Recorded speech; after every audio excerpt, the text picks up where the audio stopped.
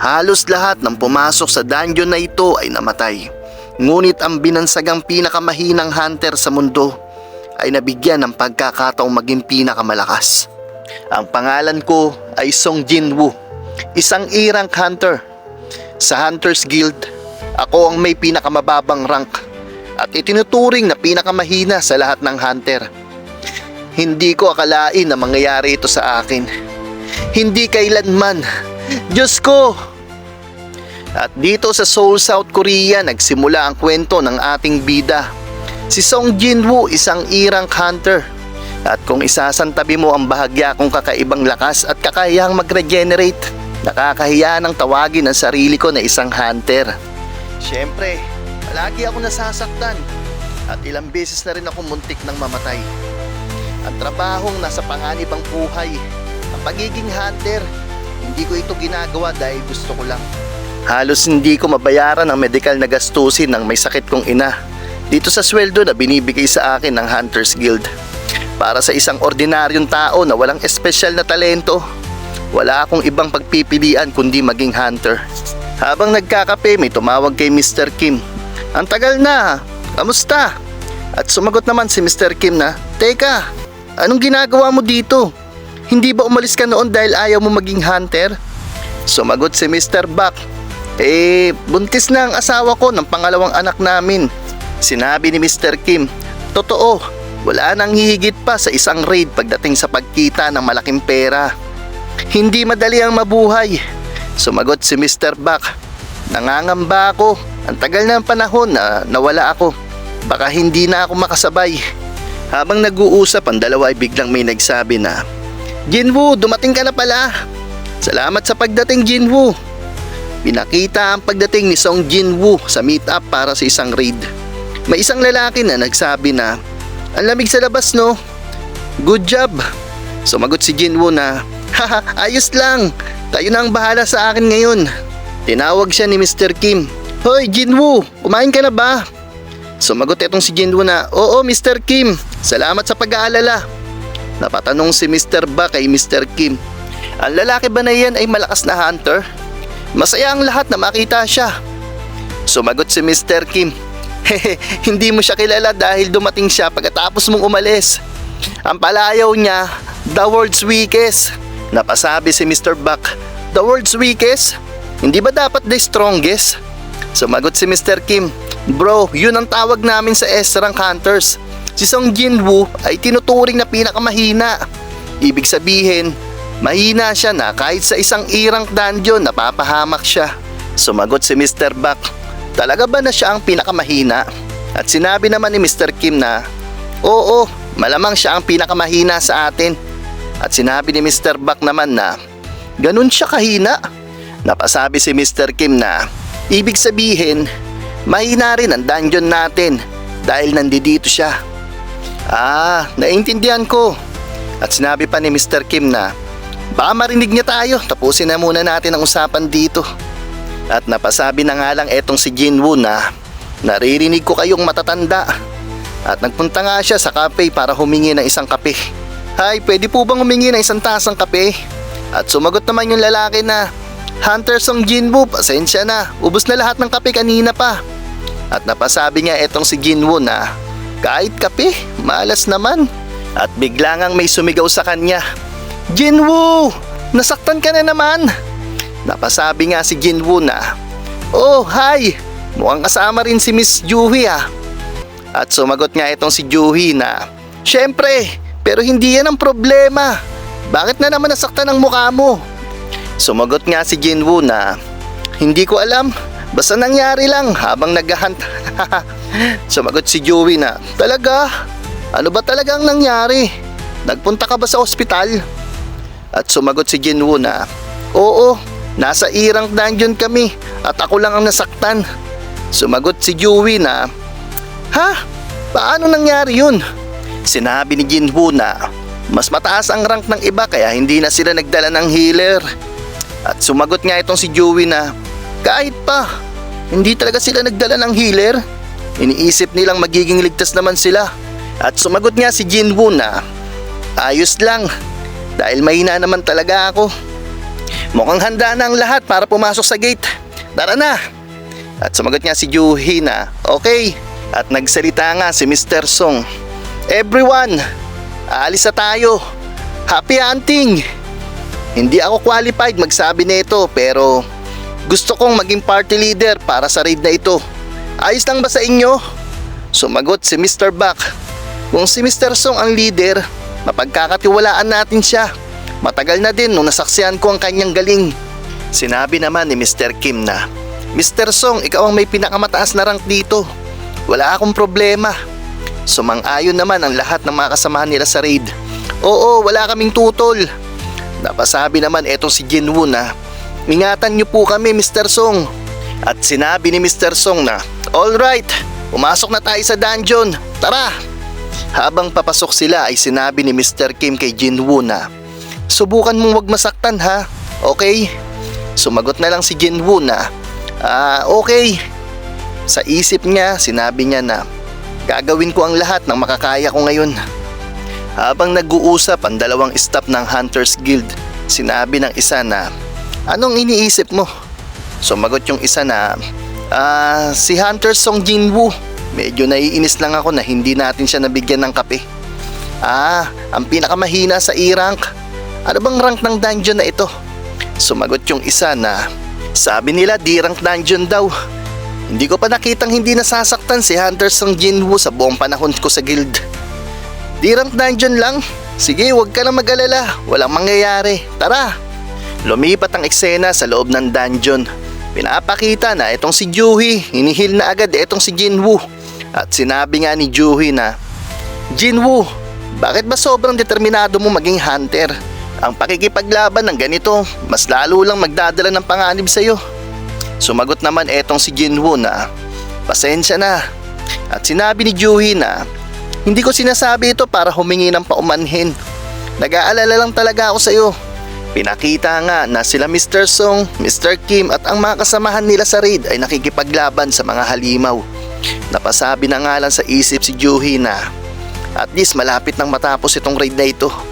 Nakatitig lang itong si Jinwoo sa kanya habang pinapagaling ang mga sugat nito. At sabay naman din na inalis nito ang kanyang pagkakatitig kay Juhi.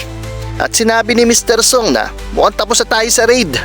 At sinabi naman ni Mr. Kim na, Mr. Bak, buhay ka pa ha? Sumagot si Mr. Bak, ha? Kayang-kaya to.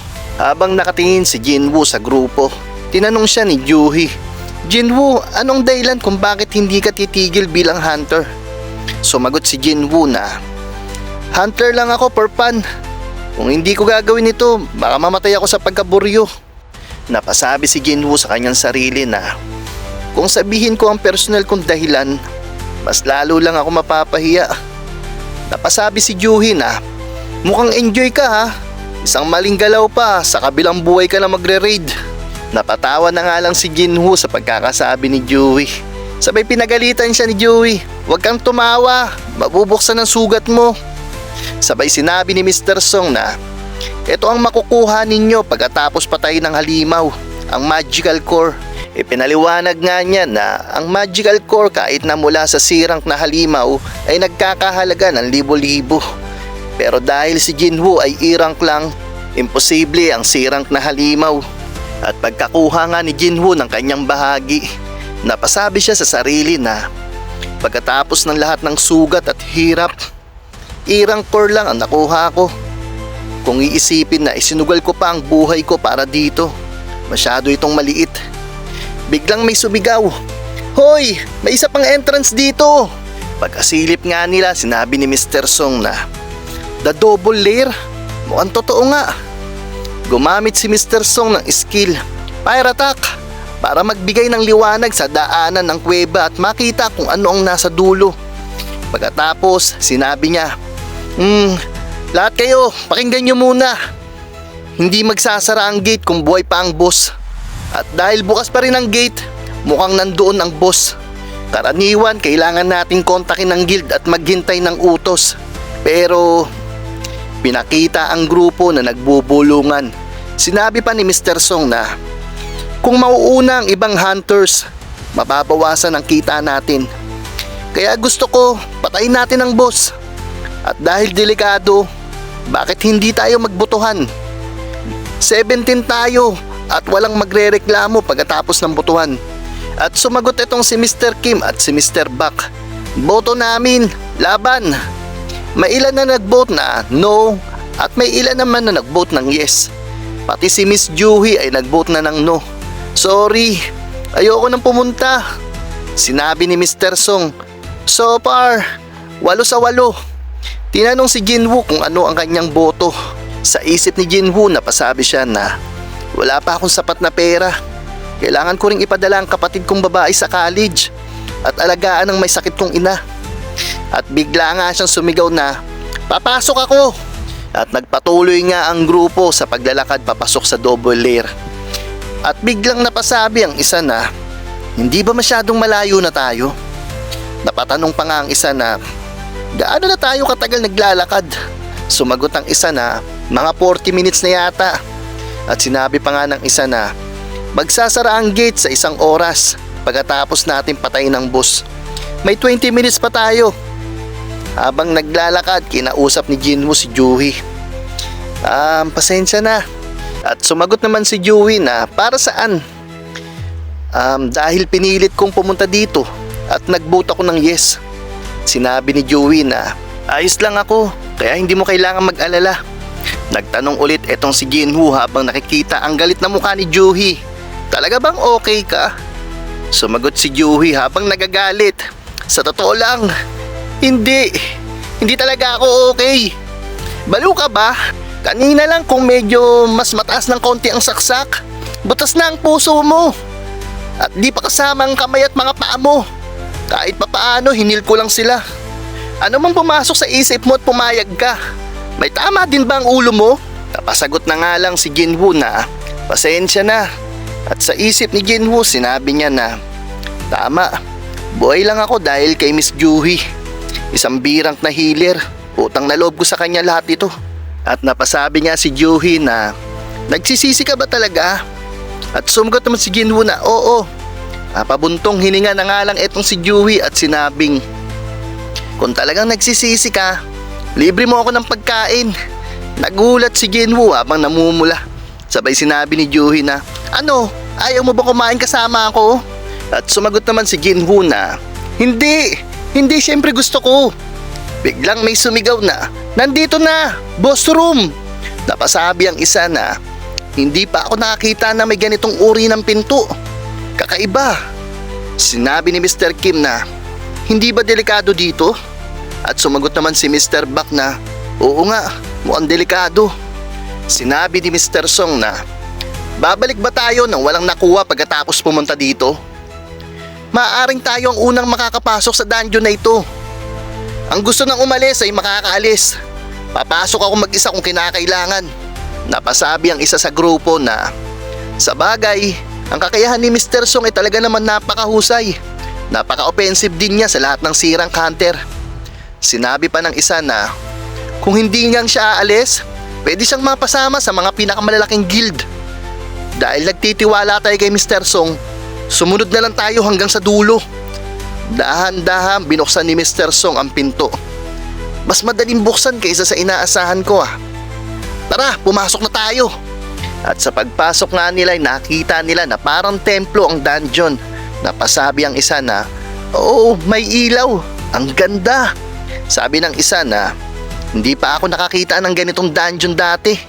Sige, kumalat tayo at i-scout ang lugar. Mukhang matagal nang walang nakapasok dito. Ang mga estatwa, kakaibang pakiramdam. Iba-ibang hawak nila. May hawak din na instrumento. Ang dami nila, nakakatakot. Sinabi pa ng isa na, parang may nakatingin sa atin. Huwag kang magsabi ng negatibo. At sinabi ng isa na, hindi to ang boss, di ba? Sumagot naman yung isa na, siguro hindi. Estatwa lang ito eh. Pero ito ang pinakamalaki. Hindi ako makakita kahit isa. Wala talagang halimaw dito. Habang ini-inspeksyon ng dungeon, napansin ni Mr. Song ang isang bagay. Ano ito? Magic seal ba? Mr. Song, may nakasulat dito. Hali kayo. Lahat nga ay nagpunta sa isang estatwa na may nakasulat na commandments. Ito ba? Nasa runic text. At sinabi nga ni Mr. Song na, Parthenon's Temple Commandments. Una, sambahin ang Panginoon. Pangalawa, purihin ang Panginoon. Habang binabasa nila, biglang hinatak ni Juhi si Jinwoo.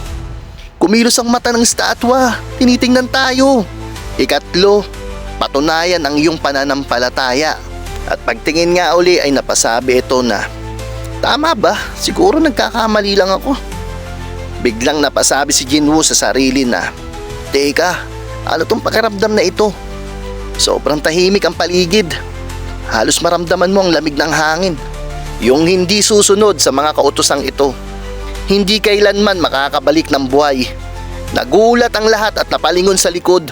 At bigla nga sumara ang pinto. At napasabi nga yung isang kasamahan nila na, anong gagawin natin ngayon? Sumigaw ang isang lalaki, halatang galit. Grabe na to, hindi ko na kaya. Lahat kayo puro kalokohan lang. Mali ang pagpunta natin dito. Ako na lang ang aalis. Ang mga kayamanan ng boss, kung gusto nyo kunin nyo na lang. Good luck sa inyo. Kasabay ng buksan nito ang pinto, biglang sumigaw si Mr. Song. Teka, wag nyo hawakan ang handles. At biglang may umatake sa lalaki. Namatay ito agad. At ito nga yung isa sa mga estatwa sa loob ng dungeon. Nagulat ang lahat. Napasabi nga si Mr. Buck na, gumagalaw yung mga bagay na yun? Ano ba to? Kailangan ba nating labanan mga yan? Sobrang takot ang naramdaman ng lahat. Lalo na si Jinwoo at si Juhi. At dito nga naalala ni Jinwoo ang sinabi ni Juhi kanina na yung mga mata ng estatwa. At sa isip ni Jinwoo, sinabi nga niya na, teka, kung totoo ito. At paglingon nga niya, nakita niya ang estatwa, nakatingin sa kanila. Ano ba ang rank nung namatay kanina? D rank? Kahit hindi pa siya mahusay, mas malakas pa rin siya kaysa sa isang E-rank na tulad ko. Pero, para sa isang atake lang? Teka, hanggang D rank lang dapat ang dungeon na to. Hindi pa ako nakakarinig ng mga halimaw na ganito kalalakas sa D rank. At biglang napasabi si Mr. Song na, kung lahat ng estatwa rito ay kayang gumalaw, huwag mong sabihin, pati yung isa na yan. Lumingon si Jinwoo at nakita nga niya yung malaking estatwa na nakatitig sa kanila. Sobrang takot niya at ramdam niya ang presensya ng kamatayan. Sa isip ni Jinwoo, hindi ito ang unang pagkakataon na muntik na ako mamatay. Sa unang raid ko, nahiwalay ako sa party at nawala. Naatake din ako ng E-rank monster sa likod at na-ospital ng ilang linggo. Halos mamatay din ako sa gutom habang nakakulong sa isang dungeon. Kahit low-rank dungeon lang yun, inilagay ko ang buhay ko sa panganib. Ang iba, pinapalitan ng magical course nila para makabili ng mas malalakas na sandata. Para talunin ang mas malalakas na mga halimaw at makakuha ng mas maraming kayamanan. Pero ako, hindi ko kaya yun. Laging walang kagamitan. Bibili ng pangit na espada. Mabilis din namang masisira yun. Kung may healer, maayos naman ang mga sugat ko.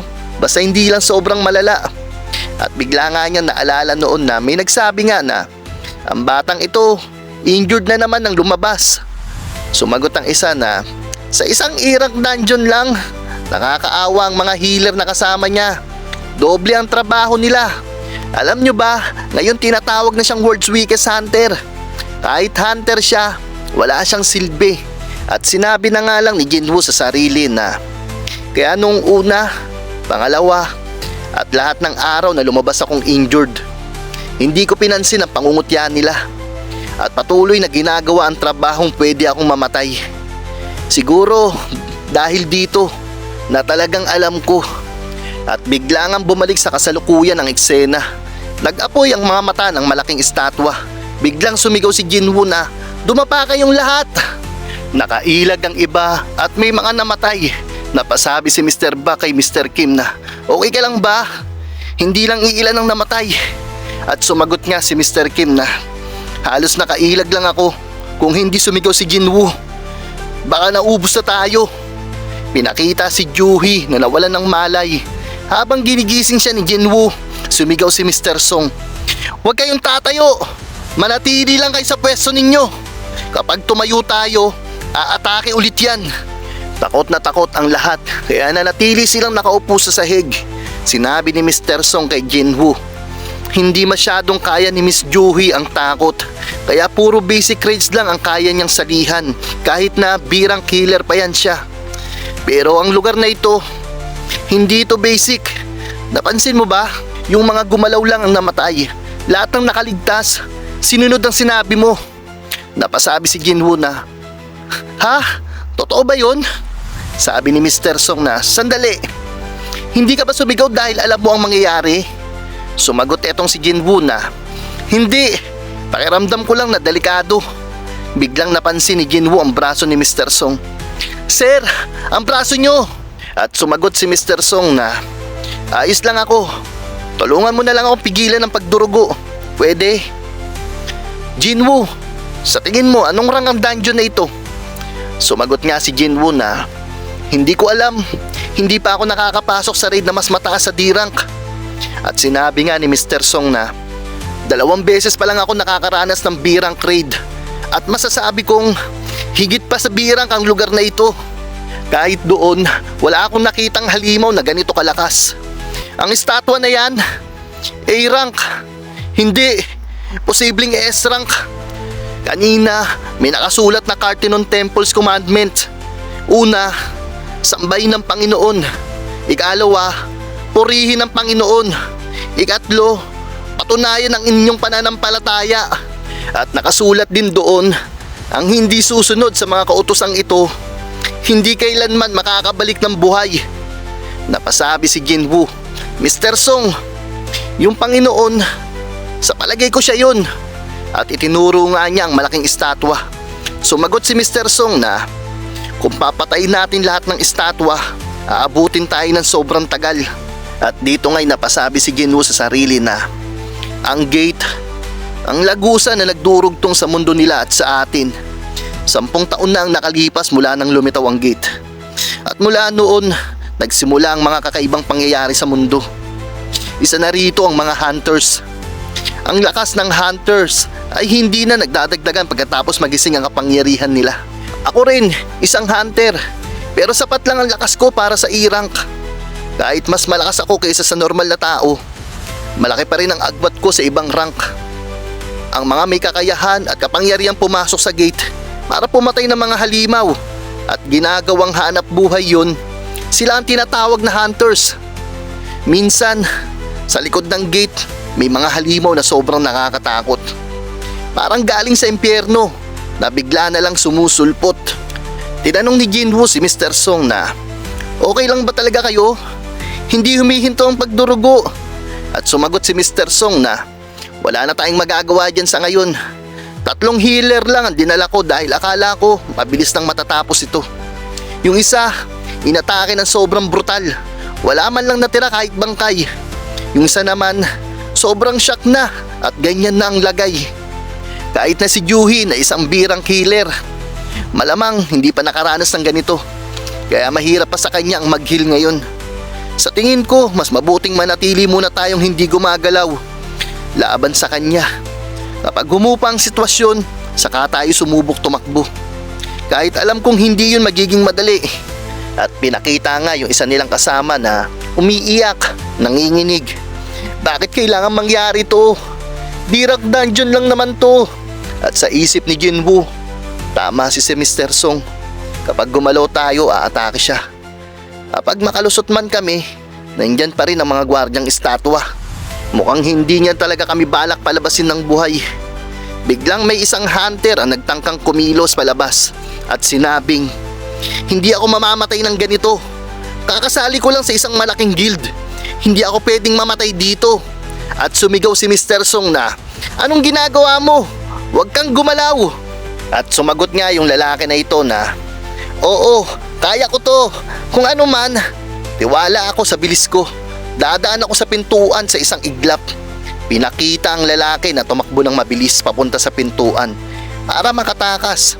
Ngunit sa isang iglap, biglang umatake ang estatwa at naputol ang paa ng lalaki. Lahat nagulat at napuno ng takot sa kanilang mga nakita. Napasabi si Jinwoo na kaya niyang patayin tayo kahit kailan niya gusto. At sinabi naman ni Mr. Song na mas madali pa yun kaysa durugin ng isang kulisap. At napansin niya ni Jinwoo na Kaya nilang lipulin tayo lahat ng isang iglap. Bakit hindi nila ginagawa? At sumagot nga itong si Mr. Song na hindi ko alam. Sa isip ni Jinwoo napasabi siya na kahit kaya nilang patayin, hindi nila ginagawa. Iba ito sa mga halimo na basta nalang umaatake ng mga hunters sa oras na makita nila. Yung gwardyang estatwa, umaatake kapag nalapit ka sa pintuan. Yung malaking estatwa, nagpapaputok ng laser kapag gumalaw ka. Pareho silang sumusunod sa pattern. Pattern? Hindi kaya ibig sabihin may patakaran ang lugar na ito? At dito nga'y naalala ni Jinwoo yung Parthenon Commandments at napasabi nga siya na, "Oo, yun nga yun." Tinanong ni Jinwoo si Mr. Song, "Ano ang unang utos sa commandments?" At sumagot naman si Mr. Song na, "Utos, yun ay sambahin ang Panginoon." Napasabi si Jinwoo sa sarili na, "Ang Panginoon? Sir, may patakaran ng dungeon na ito." At sumagot si Mr. Song na, "Anong ginagawa mo?" At sinabi naman ni Jinwoo na, "Kung tama ang hula ko." At tumayo itong si Jinwoo. Nagulat si Mr. Song at napasabi na, "Baliw ka ba?" Sabay tumingin siya kay Jinwoo at bulong sa sarili na hindi yan ang mga mata ng taong gustong mamatay. At sinabi ni Jinwoo na hindi siya umaatake sa mga gumagalaw. At bigla ngang umilaw ang mata ng estatwa. Nagbabadyang aatake na ulit. Mabilis naman na yumuko etong si Jinwoo. Sa isip niya napasabi siya, umaatake lang siya kung lumalampas ka sa tiyak na taas ng pagkakatayo. Naiintindihan ko na ang kahulugan ng unang utos.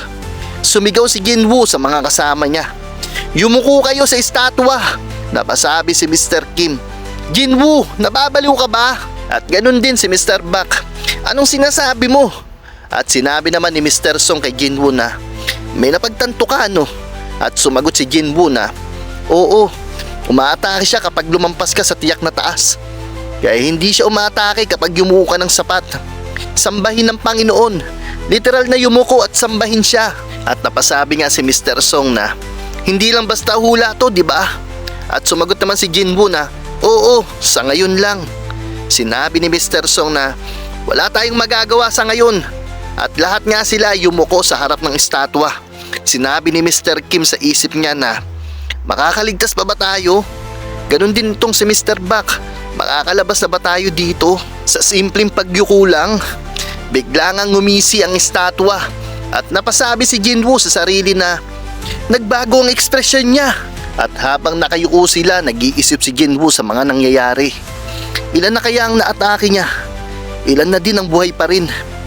Gaano katagal pa namin ito gagawin? At napasabi si Mr. Bak na mukhang tumigil na siya sa pag-atake. At sumagot si Mr. Kim na hindi maaari. At sumagot naman si Mr. Bak na sa tingin mo ba may iba pa siyang binabalak ngayon? Talaga bang maayos na ang lahat dahil yumuko tayo? At sinabi ni Mr. Kim na, "Hoy, kung tatayo ka ng ganyan." At sinabi ni Mr. Bak na, "Tignan nyo, tumigil na ang pag-atake." At dito nga'y pinakita yung ilan pa nilang mga kasamahan na tumayo na din. At napasabi nga sila na, totoo nga, wala siyang ginagawa. At napasabi pa nga yung iba na, hindi ba talaga?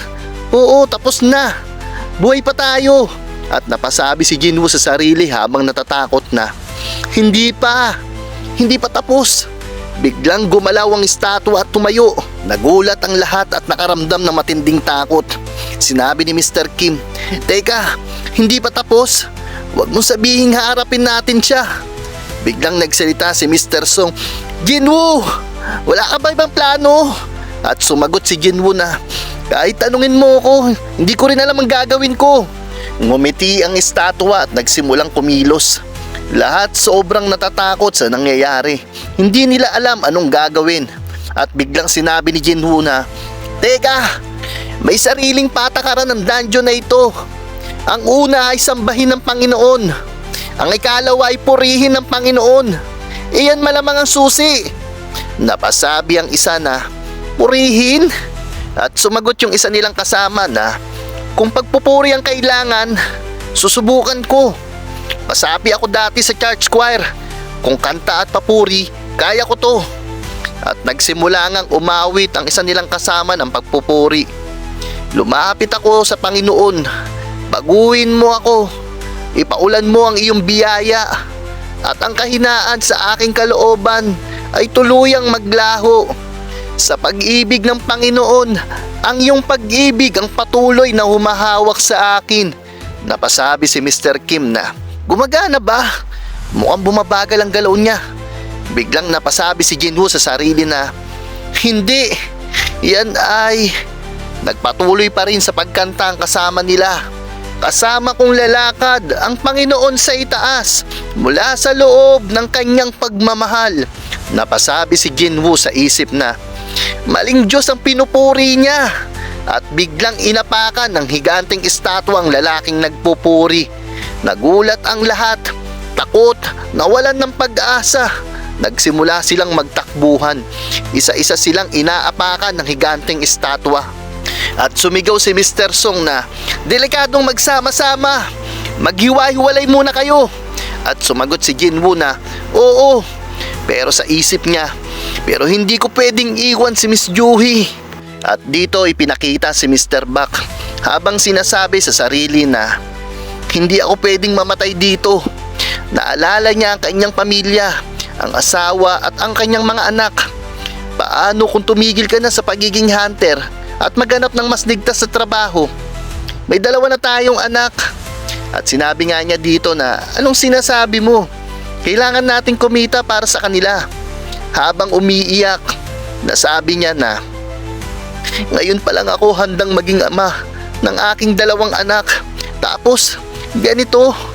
Sumigaw siya na, dito! Mukhang ligtas dito! At sumigaw si Mr. Kim na, Mr. Bak! Sa likod mo! Lumingon ka! Ngunit huli na ang lahat. Isang estatwang gwardiya ang humiwa sa kanyang katawan. Si Mr. Bak nahati sa gitna. Habang patuloy ang pagtakbo sina Jinwoo, paulit-ulit sa isip niya na, purihin ng Panginoon! Purihin ng Panginoon! Paano mo pupurihin ng Diyos na yan? Isa siyang demonyo! Sa likod namin ang mga gwardiya. Sa unahan ang higanting estatwa. Umaatake sila kapag masyado kang lumalapit. Palakol, bola, espada, martilyo, latigo, pana, instrumento. Nagpatuloy ang pag-iisip ni Jinwoo. Hindi tayo pwedeng lumapit. Hindi rin tayo pwedeng tumakbo. Ano ang gagawin natin? At bigla nga niyang nakita ang mga estatwang may hawak na instrumento. Umaatake rin ba sila gamit ang instrumento? Ang mga gwardiya, umaatake lang kapag masyado kang lumalapit. Kapag ginawa mo yun, gagalaw sila ayon sa nakatakdang galaw. Kung ganon din ang mga estatwang may instrumento. At ayun nga, biglang sumigaw si Jinwoo, lahat kayo, tumakbo kayo papunta sa mga estatwang may hawak na instrumento.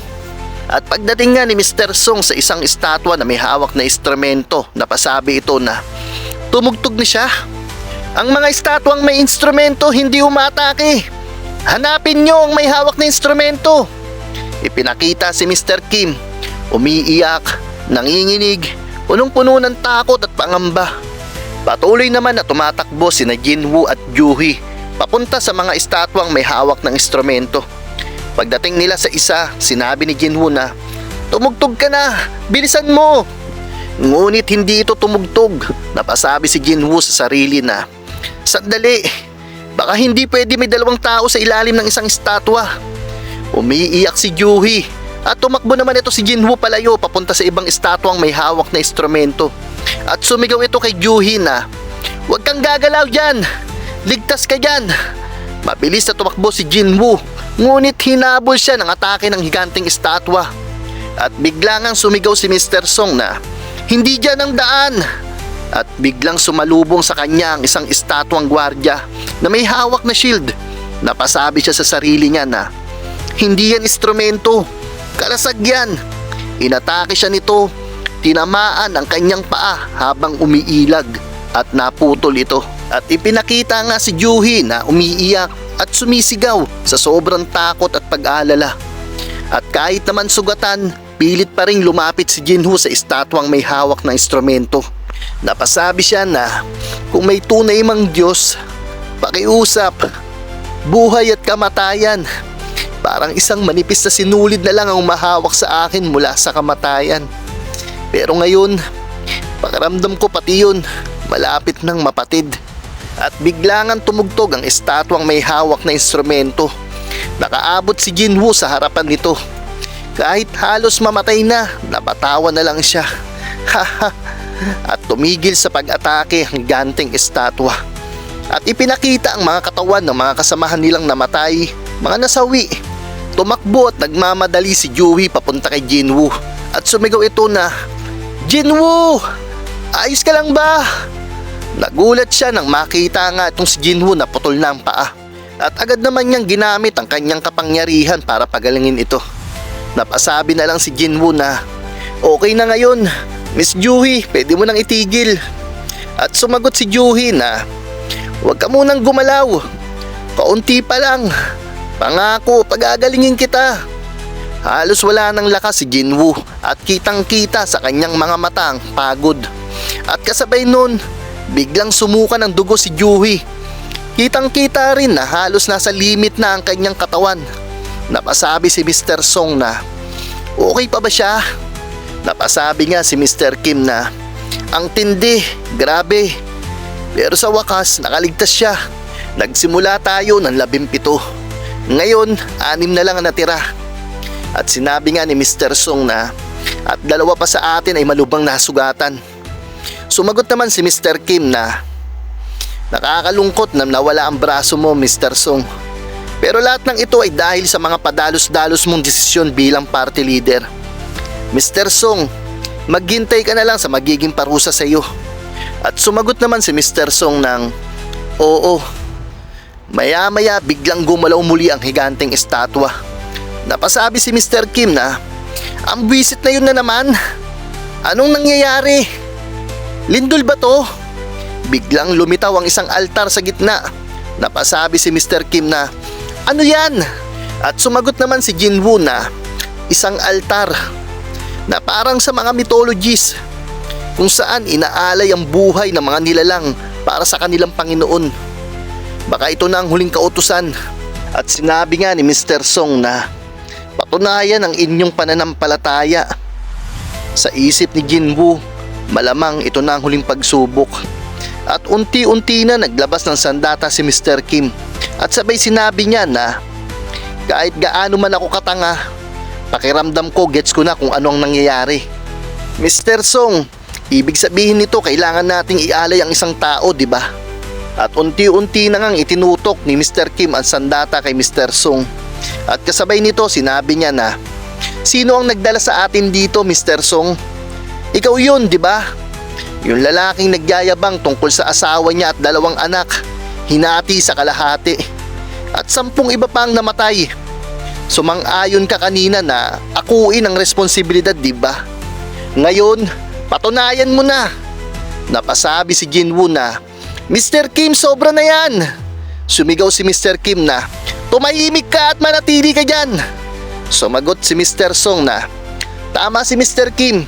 Kailangan kong akuin ang responsibilidad. Gusto kong magpunta mag-isa sa altar. Kaya pwede bang alisin nyo na to sa akin?" Sa isip ni Jinwoo napasabi siya na, hindi naman niya kasalanan. Tayong lahat ang pumayag na pumunta dito. Dahil dito kaduwagan na sabihin na kasalanan niya ito. At napasabi na lang si Juhi na, "Jinwoo, sugat mo!" At nagpatuloy si Mr. Song sa paglakad papunta sa altar. Pagdating niya roon ay may biglang lumabas na apoy mula sa altar. Nagulat at napasabi si Mr. Kim na, "Ano na naman yun?" At napasabi si Mr. Song na, "Hoy Jinwoo, hindi ba to ang dapat nating gawin?" Sa isip ni Jinwoo napasabi siya na, "Isang apoy? Ano yun? Hindi ba siya humihingi ng sakripisyo?" Habang pinapagaling siya ni Juhi, sinabi ni Jinwoo na, "May makakatulong ba sa akin papunta sa altar? Umakyat tayo sa itaas." Sinabi ng isa na, "Anong sinabi mo?" At sumagot naman itong si Jinwoo na, "Okay lang yan." Sumunod sila at pagdating nga doon sa altar, nadagdagan ng apoy. Naging 4 na ngayon. Napasabi nga si Jinwoo sa sarili na, ganun pala ang nangyayari. At sinabi nito na, "Mr. Song, sa tingin mo ba may ibang hunter na magliligtas sa atin kung mananatili tayo dito?" Sumagot si Mr. Song na ngayon ay 1 linggo na mula nang mabuksan ang gate. Gagalaw ang mga halimaw bago pa man dumating ang tulong. Pinabayaan nila ang gate na ito dahil ito'y dirang lamang. At dito nga'y napaisip si Jinwoo na magbubukas ng tuluyan ang gate makalipas ang 7 araw.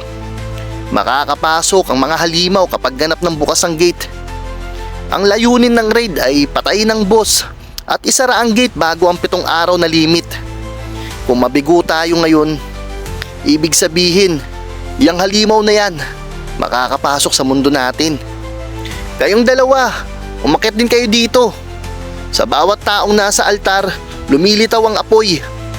At sumunod na nga rin itong si Mr. Kim at si Juhi na umakyat sa altar. Pagkadating ng dalawa sa altar, nadagdagan ang apoy. At biglang nagkaroon ng asul na apoy sa paligid ng altar. At kasabay nga nito ay biglang bumukas ang pinto. Ipinakita na naguguluhan sila sa mga nangyayari. At napasabi nga sila na bumukas na ang pinto. Ano to? Dapat ba tayong umalis? Hindi. May iba pang maaaring mangyari.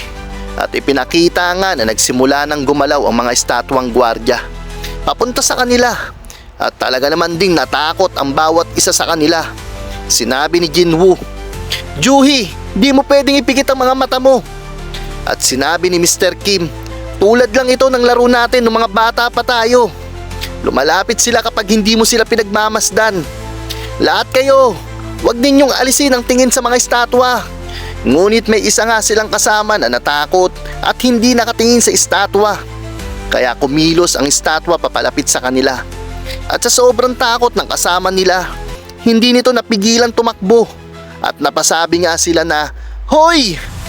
Tuloy-tuloy ito sa pagtakbo palabas ng pinto. At nagulat na lang silang lahat at napasabi na, Ano? Jinwoo, paano ito nangyari? Buhay pa siya?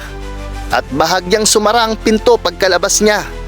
Sa isip ni Jinwoo napasabi siya na, Ano ito? Ang asul na apoy ay nawawala kapag lumipas na ang takdang oras. Isa sa mga pulang apoy, ayon sa mga bilang ng tao sa altar, ay nawala agad nang umalis siya. Ang unang kautusan, sambahin ng Panginoon. Ang pangalawa, purihin ng Panginoon. Sa ngayon, mabuti na lang at hindi pa nakakalito ang mga hakbang. Hindi tulad ng mga palaisipan ng Sphinx. Ngunit ang bukas na pinto ay isang patibong, isang maling pag-asa. Noong lumitaw lahat ng pulang apoy, bumukas ang pinto. At unti-unti itong nagsasara sa tuwing may pulang apoy na nawawala. Ang patunayan ang iyong pananampalataya ay nangangahulugang kahit sa takot at panganib, kahit may tukso, kailangan mong panatilihin ang iyong pananampalataya.